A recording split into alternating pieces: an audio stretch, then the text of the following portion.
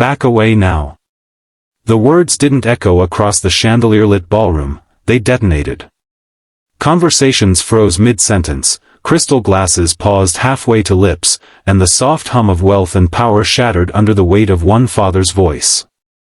In that glittering hall of polished marble and billion-dollar egos, a single dad stood alone against men who thought they owned the night. And behind him, trembling but unbroken, the billionaire twins hid like frightened children seeking shelter from a storm. If you believe in courage, in kindness, in second chances that change lives forever, take a moment right now to like this video, comment where you're watching from, share it with someone who needs hope, and subscribe to the channel. Stories like this remind us that heroes don't always wear capes, sometimes they wear worn leather jackets and carry invisible scars. Daniel Hayes never imagined he would step into a world like this again.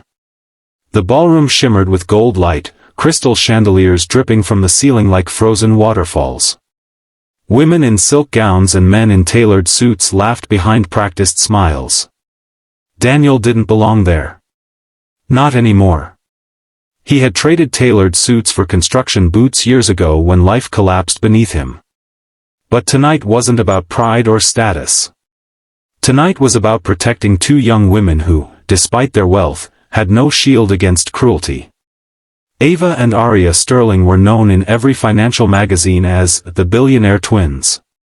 They inherited a global empire before turning 25, becoming symbols of elegance, intelligence, and ruthless business instinct. But beneath the headlines were two sisters still learning how to survive a world that watched their every move.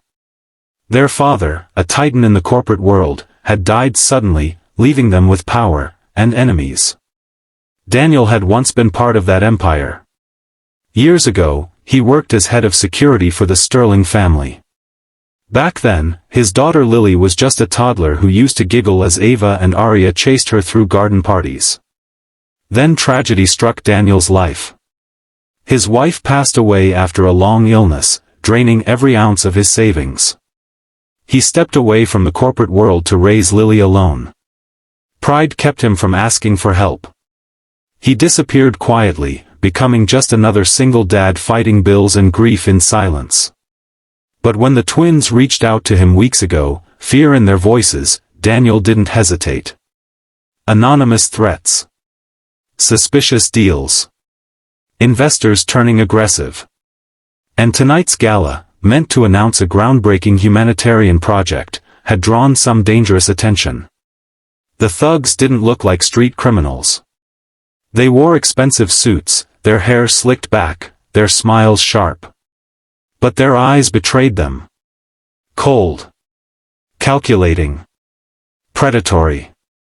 They cornered the twins near the bar, voices low but threatening.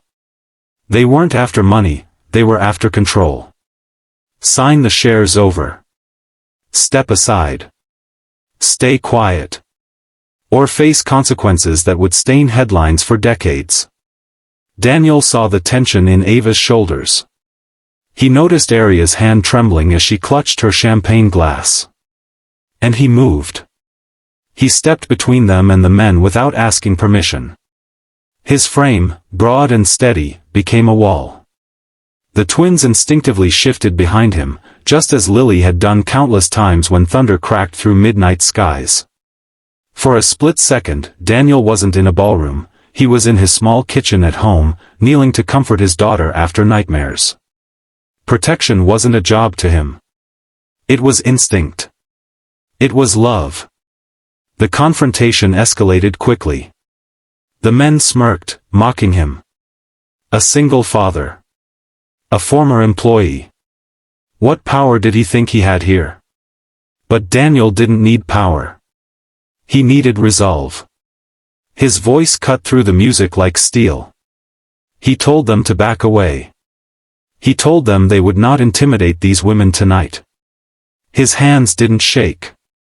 His eyes didn't waver. What the thugs didn't realize was that Daniel had already anticipated this. Weeks earlier, when the twins first confided in him, he began quietly reconnecting with old allies, ethical board members, loyal executives, and even law enforcement contacts who still respected him. The gala wasn't just a celebration. It was a trap designed to expose corruption. As tension thickened, security officers appeared at the ballroom entrance. Not the private guards hired for show, but federal investigators who had been tracking financial coercion and organized intimidation tied to several powerful investors. The smug confidence drained from the thugs' faces.